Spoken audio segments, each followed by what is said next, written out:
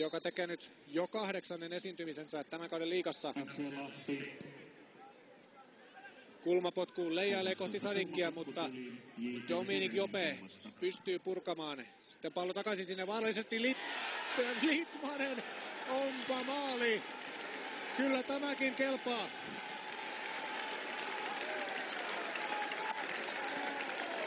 Nurmelan ja Litmasen kovasti mainostettu ja hypeitetty kohtaaminen ja molemmat tekevät aivan huikea hienot maalit. Litmanen saksipotkulla 2-1. 87. peliminuutti.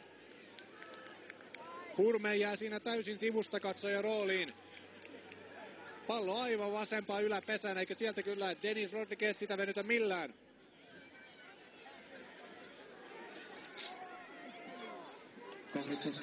Kyllä tässä ottelussa draamaa piisaa, siitä ei pääse mihinkään. Jari Litmanen, syöttäjä 11, Brilon Sala. Ja lähtee